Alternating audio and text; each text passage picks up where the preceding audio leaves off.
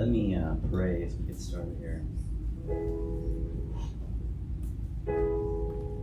God, thank you that you're here, that you're with us always. We want to remind ourselves of that you're here, that you're with us always, and bring ourselves into your presence and worship you this morning.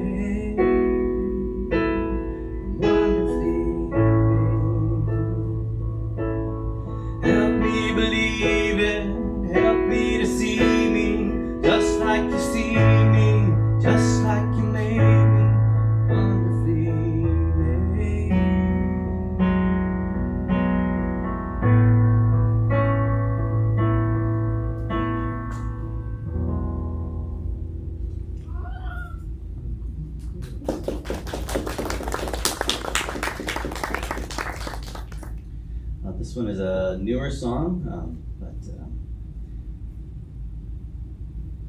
feel free to sing along as you pick it up.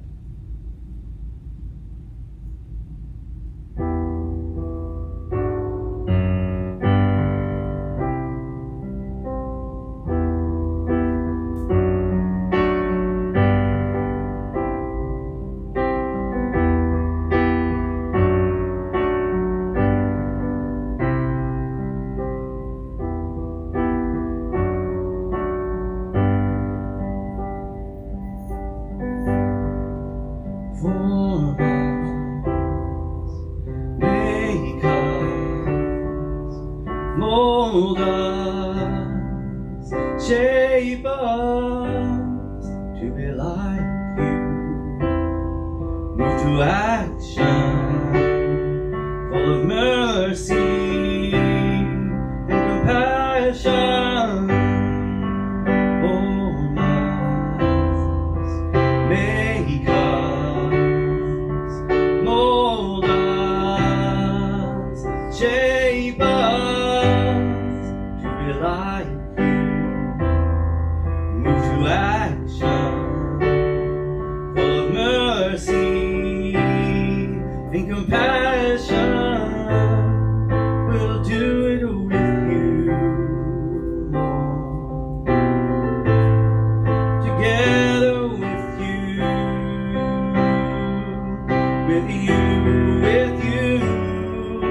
we'll shape our lives, oh Lord.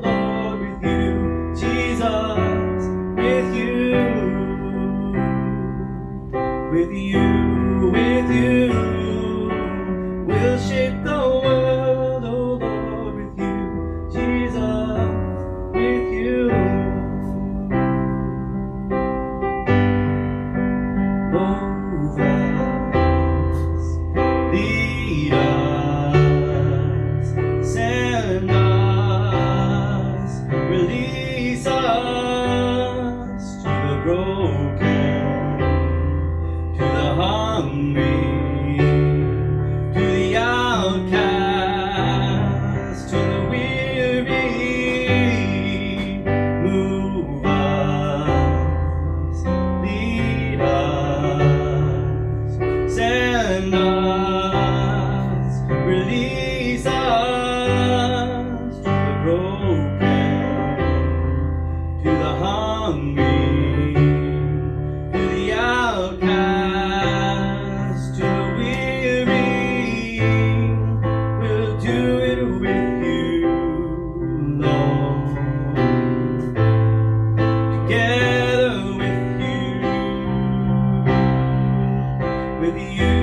With you, we'll shape our lives, oh Lord, with you, Jesus, with you,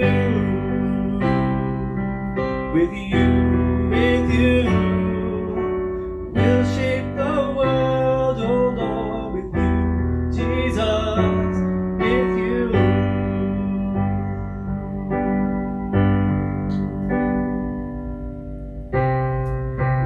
Love the things you love, and we know that you love us. As your heart is formed inside us, may we learn to walk in grace and extend the hand of mercy to set the captives free, bringing freedom to the prisoner, bringing hope the blind can see. Mercy triumphs over judgment.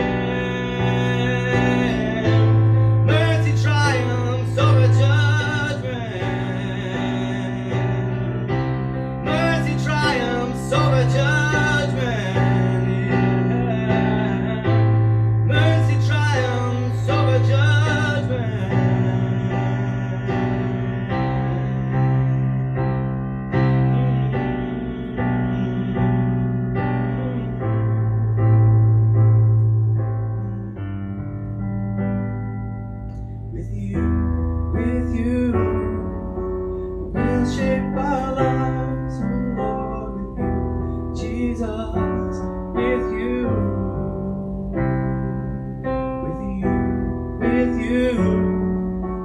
we'll shape the world, oh Lord, with you, rise with you.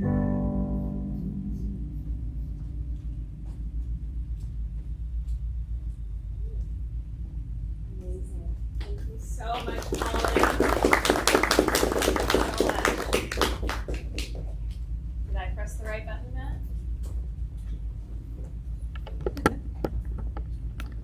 All right. Hello. Well, I was a teacher, so I can speak louder. Testing 1, 2. Welcome to Safe Harbor, everyone. Hi. For those of you who are new, my name is Donna, and I'm one of the pastors here. For those of you who are like, I think I've seen you before, I'm not quite sure who you are. You've been up front the last few times I've been here, but I'm not quite sure why. I was on mat leave, but Dottie, who's our interim pastor, and Gabe, who's our co-pastor, had asked me if I wanted to do announcements while I was here for fun, so that's why you probably saw me. But anyways, with that, welcome to Safe Harbor. We call ourselves SHOC for short, so Safe Harbor, SHOC, Orange County. So if you hear that, SHOC, don't be shocked about what that means. It just means Safe Harbor. But we are a Jesus-centered community reimagining inclusive spaces to rest, restore, belong, and become. And before we get started with our sermon today, I wanted to do a few housekeeping items and also do a kid's prayer. Also, hi, live stream. I'm going to try to remember you more often. Forget you're here. Hello. Bathrooms are out this door. For those of you, actually all of you, have made it to this new place. We are going to be at this location through August, and then we're going to go back to Glenfoss in September. Good job, you made it. You found us, so that's good. The bathrooms are a lot closer than they are at Glenfoss. You actually just need to walk out this door. But the kids' ministry room is a lot farther, so it's kind of flip-flopped. In a minute here, our kids' ministry leaders, Amanda, if you want to raise your hand, and Deb, are going to be taking the kids to kid ministry. So if you wanted to send your kids with them, you can, or you can just hang out with your kids. But with that, I'm going to go ahead and pray for our kids and then introduce our preacher today. God, thank you so much for just these incredible children that you have here at SHOC today and also on live stream. I ask you to be with each and every one of them as they are continuing their summer and preparing to go back to school for some of them. Will you just be with each and every one of them as they do their swimming lessons, as they go to camps, as they go out and play in the pool, that you'll just be with them this summer and be with us as we just discern what it looks like to love them well and model and imitate you to them.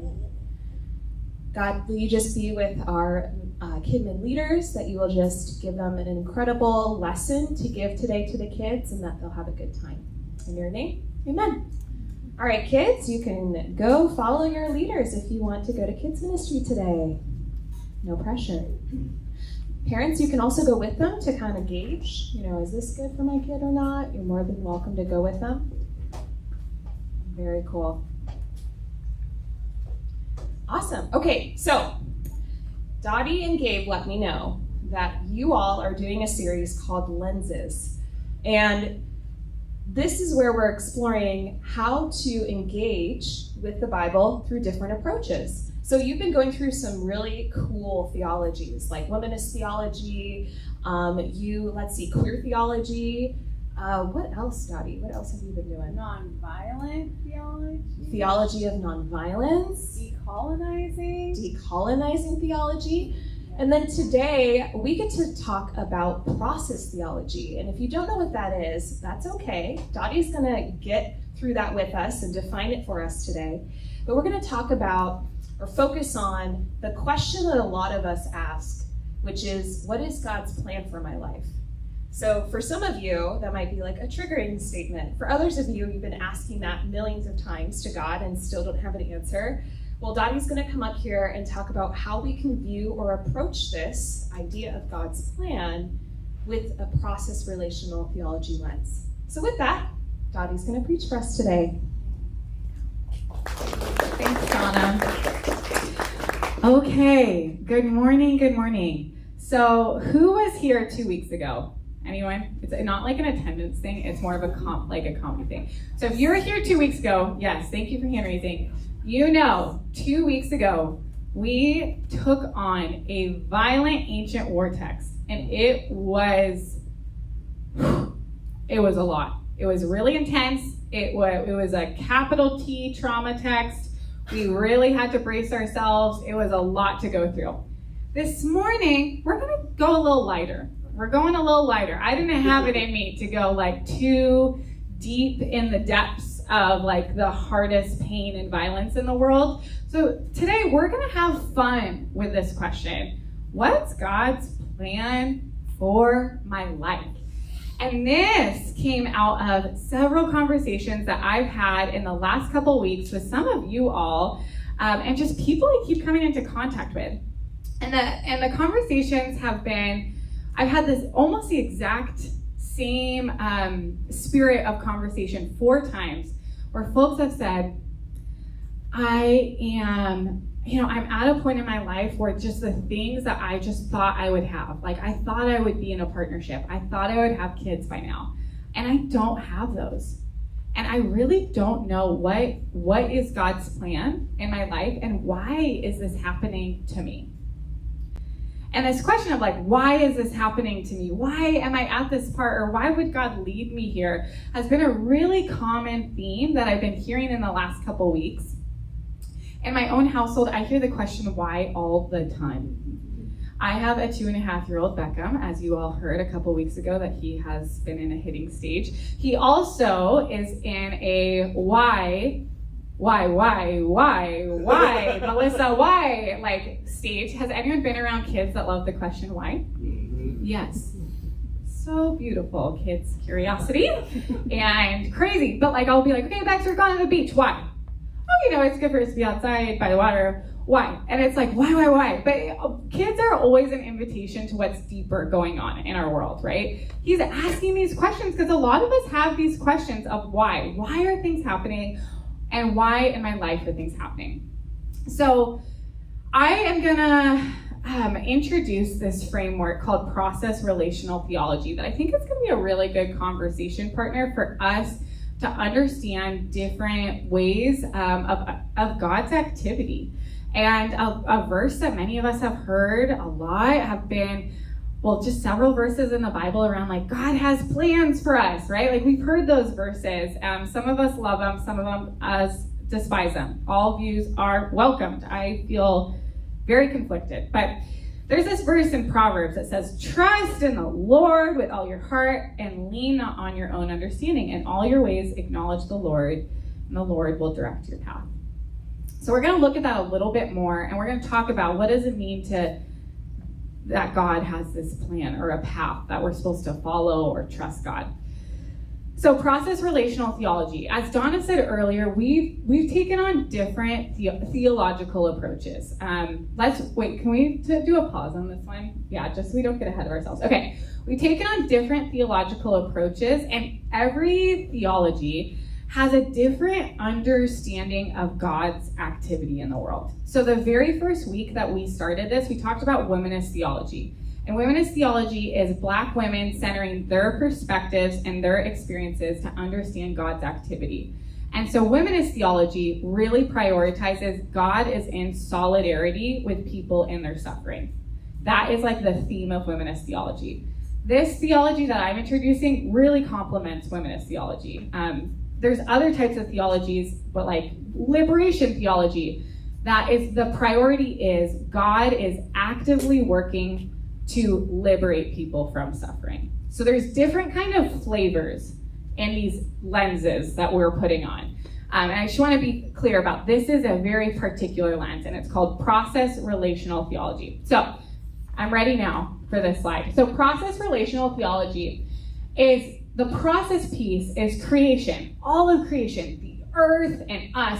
We are in process. We are not static, but we are all becoming. And God is actively participating and in process with the unfolding of creation.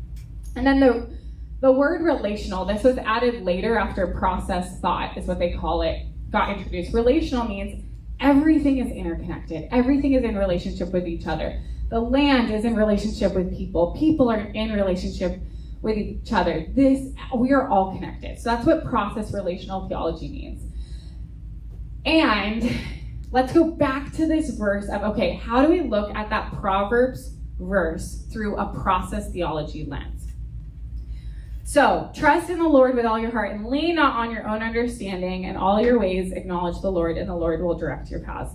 I feel like as a kid I had to have memorized this at a camp at some point and done I trust in the Lord. Yeah, Ryan is, yes, for sure we have memorized, yeah. Okay, this verse, I reached out to a dear buddy of mine who studies from a rabbi, and I asked him, Larry, what do you think of this verse? And this is what Larry said, and just one little tidbit that I want to highlight from this verse. In all your ways, the word translated as ways can mean paths in noun form. Here, however, in verse 6, it is used in verb form. As a verb, it means to tread or to walk. It assumes that a person is actually moving, not passively waiting for a path to be revealed. It could be better translated as you are walking. There is a big difference between passively waiting for God to reveal their way and actively walking while waiting for the way to be revealed. So this is kind of the way that I want us to think about when we're talking about trusting in God and following God's path. The process theology thought is actually that this is an active participation. It's not a set plan, but we are actively participating. We're going to get more into some really big themes of actively participating in God's plan. And before we do that, I'm going to have us pause, and I want us to do some self-inventory. So when we talk about God's plan, I've heard this in the conversations I've had these last couple weeks. I've heard some people that have Christian backgrounds go what is God directing me to do? Really intense God conversation. I've also had a conversation with a woman the other day I just met, and she was like, where is the universe leading me? I'm not really sure. So whatever your framework is, if you like to think of God as God or universe or mystery, but this where is my life headed? And I want us to pause and just do a little bit of self-inventory around this question. And as I was preparing for today, I was like, we all have these pieces of our story where we each feel like a little vulnerable. Something isn't set and we don't know how the chips are gonna fall. So those conversations I've had of people going, I don't know if I'm gonna find a partner. I don't know if I'm gonna have kids. Or I don't know if I'm ever gonna have a job I like. Or I don't know if I'll ever be a homeowner. I don't know, I don't know why I'm laid off from my job. I don't know, these types of questions. So this is the type of question of our own lives that I'm inviting us to ask. What I'm not doing this morning, we're not going into our deepest wounds and pains, because that's just not the task for today. We're gonna go take on some of these questions that get at some raw points, but aren't gonna leave you in shambles. You know what I mean? So right now let's take a quick pause. Maybe you wanna jot it in your notes app or just look around or close your eyes. But what is an area of your life that feels unsettling and you're not sure how things are gonna play out? That you kind of wonder, God, what is your plan? Or universe, where are you leading? So take a moment.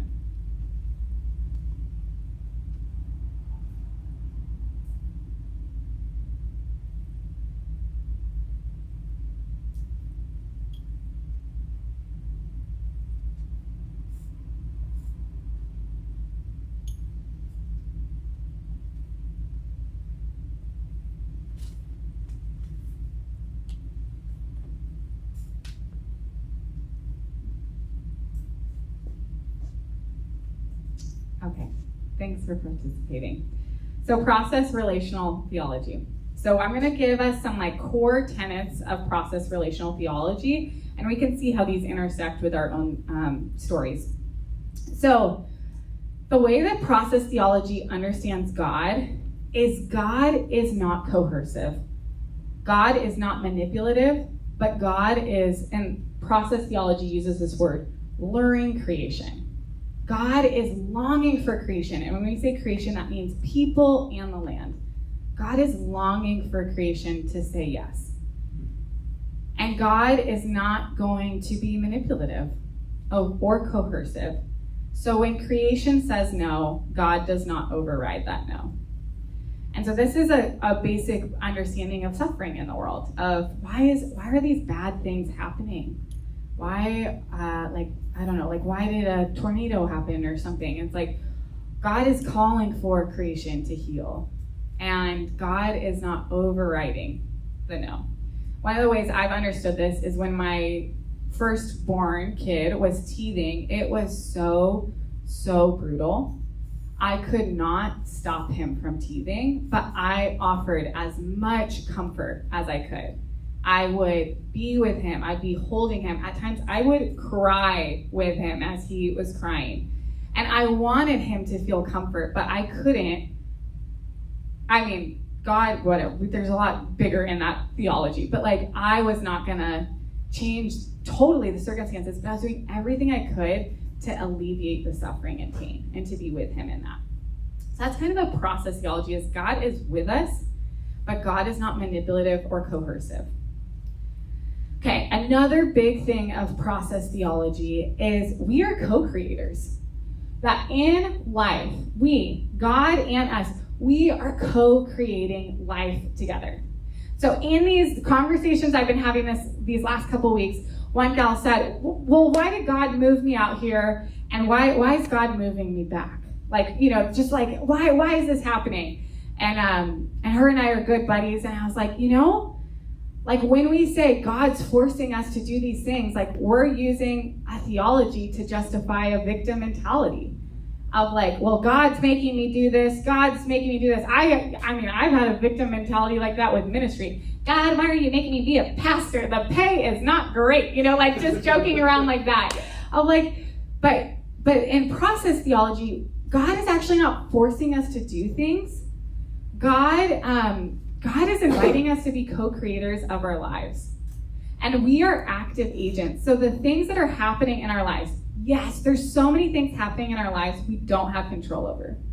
But in terms of the things we do have control over, or even some of the things we don't, God's inviting us to be active co-creators, to be agents of our lives.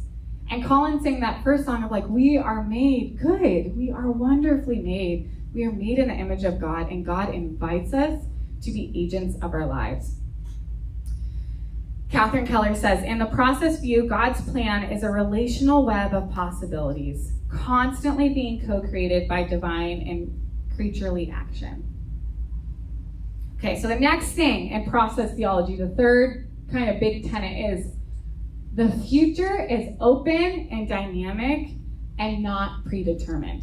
So some of us have maybe heard this language of like, our paths are set, right? And some of us might have a theology of like, well, God has this path set for me, and I have to just take the right step to make sure I stay in line with like the perfect following of God's plan. And process theology, there's actually a lot of possibilities. And life is seen more as a journey, a beautiful journey we get to be a part of, than having to make every perfect right step. We are co-creators. God is with us, and we get to actively participate in this journey. And the future is open, and that is beautiful. Okay, let's talk more about this. But what is God's plan? What's happening here? So, I love this quote. I don't know how to say her last name. Marjorie Hewitt. Anyone have a guess on this last part? I don't know. Suchaki? Let's go with it. Okay, we're going to try it. Okay, wonderful. Well, anyways, she says, God's plan is not a blueprint, but a call to creative transformation in each moment of our lives. God's plan, so we'll go to this fourth one. God's plan is for the flourishing of all of creation, all people, and the land. So when we ask, okay, but if God's plan isn't it's not already predestined or determined, what is God's heart for us? This verse in Proverbs of what does it mean to actively walk and understand God or mystery or universe, whatever it is. God's plan, God's vision is for the flourishing of all of creation. That means us, and that means the land, and that means other people. God wants us to flourish. And another big tenet in process thought is life is a journey where we continue to grow. So we are all becoming.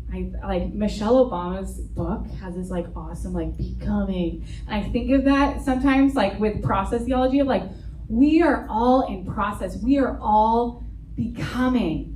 And that is a huge anchor to this type of lens in understanding the Bible, is God invites us into a creative transformation where we are constantly in process and becoming and growing. And that's really good and beautiful. So to be a part of God's plan is to be actively becoming and participating and flourishing.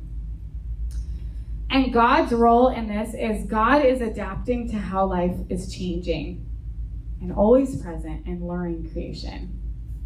Monica Coleman, one of my favorite theologians, says, God's guidance is relational, and she's a womanist theologian too. God's guidance is relational and context sensitive, offering possibilities that are relevant to each unique situation. So there's no, in process theology, there's no like, everyone has to do this one way. It's actually like, God has created everyone really uniquely. God is uniquely a part of all of our stories, luring us forward, and we get to be active participants and co-creators in this.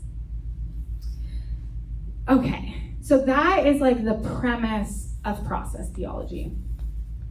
Now, a lot of us bring to mind this piece of your life that feels very much, right? Like, I don't know what's gonna happen. For me, I was talking to someone this morning. We were talking about like being raised not as much with like housing stability and this like quest of becoming a homeowner, right? And it's like, for me, when I am like at my rawest and not sure what the plan is, like there's like my questions surround, will I ever be a homeowner, or what will I ever make it, you know, like financially, or even just live like comfortably, right? Like those are some of the questions I have, like when I'm like feeling really raw, is around home owning and finances. So I'm inviting you into that raw place of my own story. When I have some decisions to make of how I understand God's role in my story and how I want to be shaped. So I can take on a like, well, God, I don't know, my whole family's out here. Why is this happening to me? If I want to live near my family, I have to live in Southern California. And there's some actual things to mourn here. It's not that we're mitigating that. But there's also some pieces of acceptance in our plans and our stories. The reality is, I don't know if I'll be a homeowner. I don't know how things will go. I don't know how certain parts of my financial journey will land. I don't know. There's some questions about things. But to also recognize I am an active participant in this. And while I can't control certain things, I also get to shift my attitude and be a creative co-creator of my plan. That this isn't just something happening to me, but I am a part of my journey, co-creating my journey with God. So that's part of this shift. And what's really anchors us in this way of thinking is it's actually just not a way of thinking, it's a way of being. That there's no set plan that all of us have to follow, and if we don't follow it, then we mess up big time. That's not the point, but that we are co-creators. And that means that we are called to flourish. God is calling us to flourish. And so we have to seek our own wisdom, right? Like I'm talking about like, oh, this vulnerable part of like my story, whatever. It's not even that vulnerable. I'm choosing a low level thing. That's why I'm sharing it with all of you. I'm not picking my biggest trauma or like I have such a hard life. I'm sharing something, you know, again, we're having fun this morning, people. We're not talking about ancient violent war texts like last time. We're having fun. So yeah, so with this type of topic of like, part of process theology is like to do inventory of realize like, okay, how do I know God is to know myself, is to find my own ways of flourishing, to be a co-creator, to be an active participant participant in my flourishing. But that flourishing never stops at just me. So to be a part of God's plan has to mean that it extends beyond my own life. Howard Thurman, who is like a granddad of the civil rights movement in the United States, he was kind of thought of as like almost the next Gandhi for the US, but he was always conflicted with his role in society. Anyways, he is my favorite. My online church that I have, everyone's like, Dottie's gonna talk about process theology and Howard Thurman, and it's so not, but it's kind of a joke of like, every time Dottie talks about Howard Thurman. So Howard Thurman, I'm letting you into my dear, dear buddy, Howard Thurman. He's no longer alive, but he's awesome. Howard Thurman, huge figure in the civil rights movement in the United States. His big thing was that we have to create an inner well of harmony. We have to find places of solitude and goodness to draw from. And to participate in God's plan means that goes beyond us, and we are transforming the world. And transforming it not by like, I'm gonna go put my theology on other people, but I am actively participating in God's goodness and liberation and justice in the world. And Thurman's understanding, he saw this really linked to this, like in the civil rights movement, where he was coaching at the time in the 1940s. He was coaching Black Americans to draw from a well, to draw from their inner goodness, their inner knowing, to be active agents in their healing, and to participate in greater forms of justice. So God's plan for each of our lives is for us to be active agents in our own stories, and then that also has to extend beyond us and has to go towards greater forms of justice. That is some signs of what are God's plan for our life. And so this question, okay, what's God's plan for my life? Why is this happening to me? Why haven't I gotten certain things? God is with us. God cares about us. God is calling for creation. And the things that we have control over are for us to be active agents in our own healing, active agents in our own flourishing, and that never stops at us, but always goes to the greater community. So this morning, you might want to ask, okay, what's an area of my life that I'm feeling like, oh, I just don't like this? It might be the thing that was brought up earlier of like, this is so unsettled, I don't know if it'll ever be settled. You might want to just be like, how do I explore this and see like how to be an active agent, how to be a co-creator in this part of my story if it feels like it's so out of your control. And then another part is, okay, how do I live into God's plan? And how do I be a co-creator of goodness and justice beyond myself? Where are the areas in the world that I'm feeling called to go beyond myself so that all of the world, right? Like it might be volunteering in a garden. It might be picking up trash in your neighborhood. It might be hearing stories from your neighbors or inviting someone over for a meal. It could be in really small ways or bigger ways. But what's an area of your own story that you can actively participate in God's plan of flourishing in goodness and justice for our world? I'm going to pray for us, and Colin, you can come on up.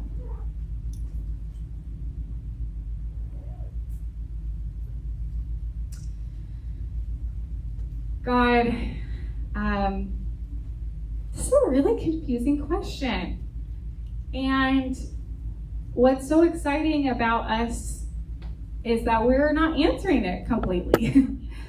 That we're open to different possibilities, even to the question of what's your plan? And God, to know you is to actively be walking, to be actively curious, to not be static or stagnant, but to see that you are with us, Your presence is with us. You care for us. And to participate in your wholeness and goodness is to find flourishing for ourselves, but also for the broader community. That to be a part of your way, your quote-unquote plan, or whatever we want to call it, your path, is the way of justice.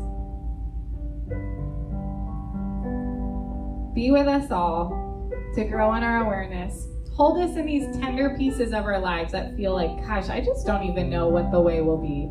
Or as Monica Coleman, a wonderful process theologian, says, when there is no way, God, you are with us in making a way.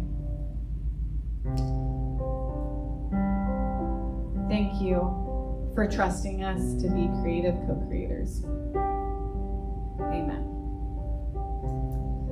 All right, we're going to move into a time of communion. If you've taken communion before, if you're new here, you're welcome to participate in it. We have like crackers and juice. You can grab it. If you don't like, if you're good without communion, yeah, feel free to just go, I'm good, no worries. So this is, I never know how to transfer this. Okay. There was a fly on the donut. There was a fly on the donut. Yeah. Okay. All right. So we're really fancy here, and we use donuts for communion. And apparently there was a fly on the donut, which is quite disgusting. That is nice. Okay.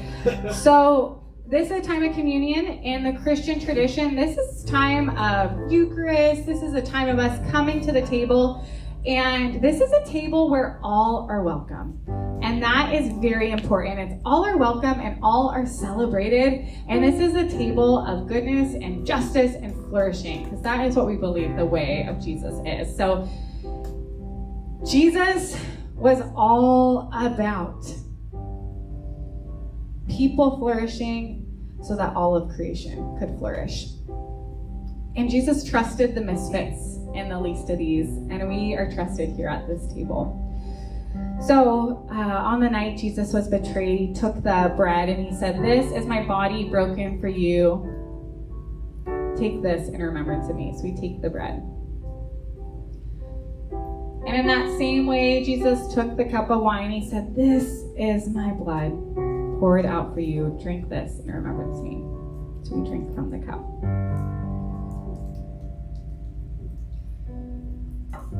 And as we reflect, would we just also have fun in the curiosity and the joys of life? That as a lot of things are deeply unsettling and unstable, there's also a lot of joy and goodness, and we're on this creative, quirky adventure of discovering God's plan for us. Amen.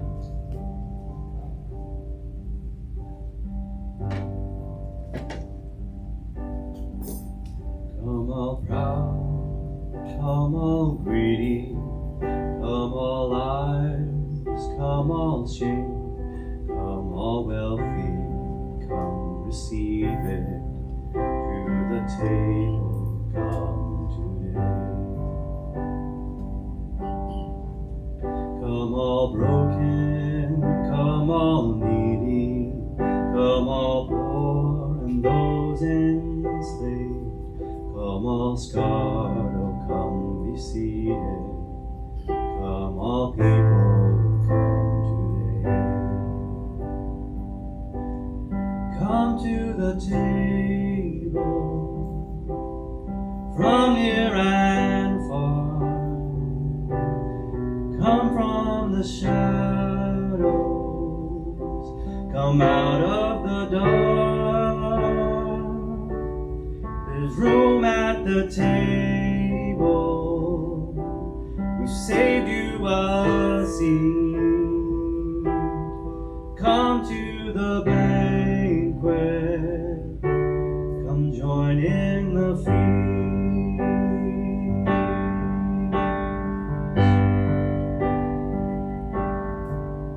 Every race, every nation, come all rebels, come all gay, from the fringes come to to Jesus, to a table full of grace, to the table come and stay. Come to the table, come eat and drink. There's no inner circle, come dine with the King. Recline at the table, come let down your guard. You're never a stranger, just come as you are.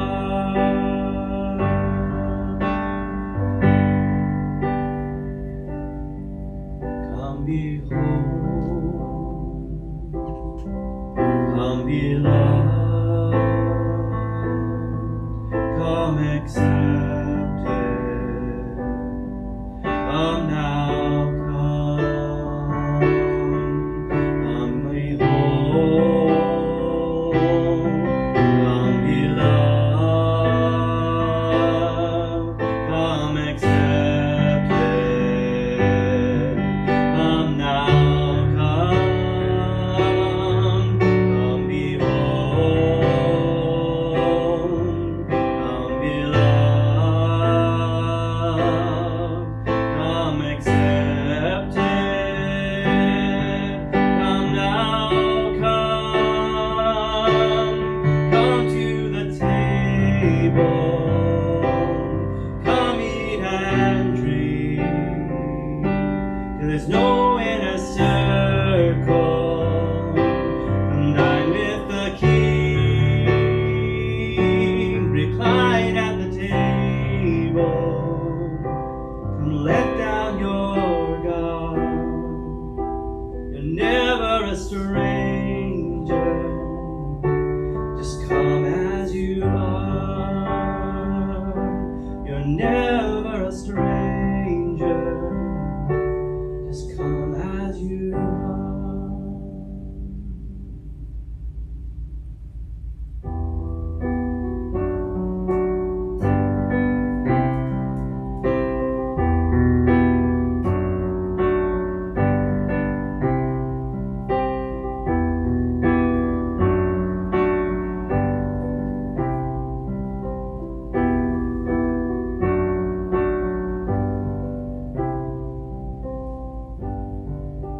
Form us, make us, mold us, shape us to be like you.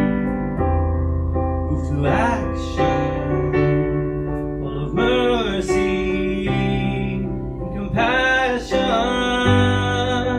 Form us, make us, mold us, shape us to be like you.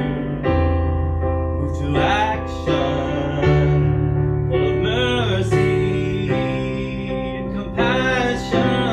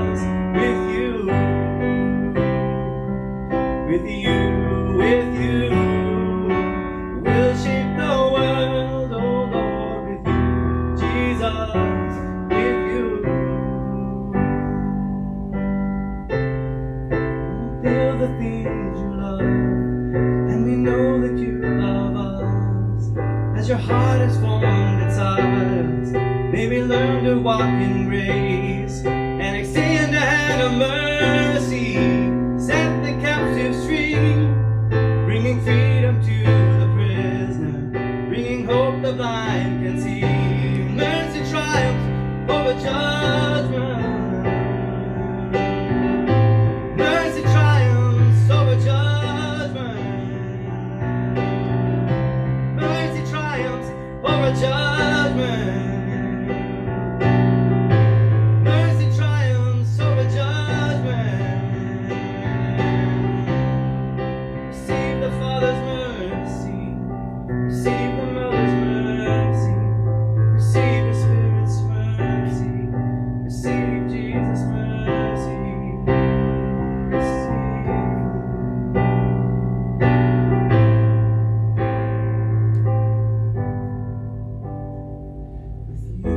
With you, we'll shape our lives, oh Lord, with you, Jesus,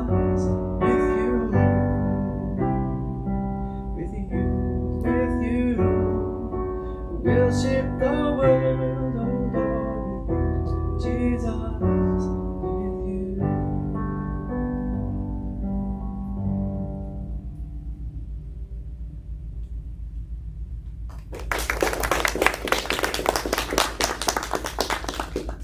All right, let's hope I do this right this time.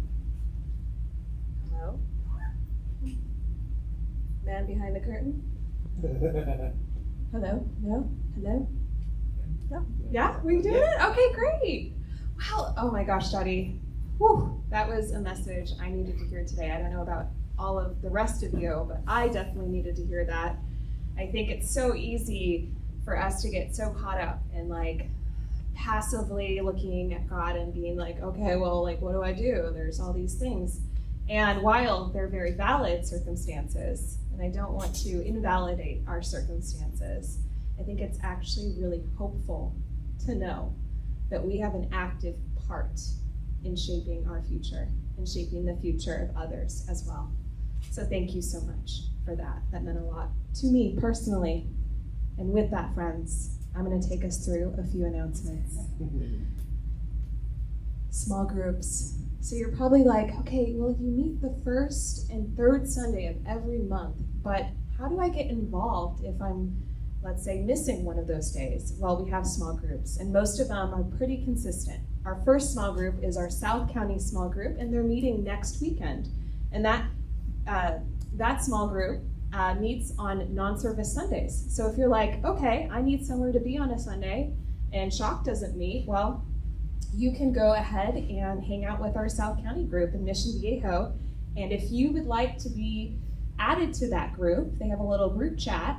You can go ahead and copy that phone number. That's Casey's phone number, and she hosts our South County small group. So if you want to join them for brunch on Sunday, you'll want her number, and that's right there. If not, or if you forget after this slide to get her number down, you can ask me for that number, or you can ask me. All right, next slide. Okay, so we have a group, an LGBTQ small group on Wednesday nights. We meet every Wednesday night at 7, and we are starting a new series we're really excited about. It's called Pillars, and it's talking about the pillars of our queerness here in Orange County. There's a lot going on. There's a lot going on politically. There's a lot going on socially. And I think for a lot of us, especially us queer folk, it can be really scary. It can be really scary.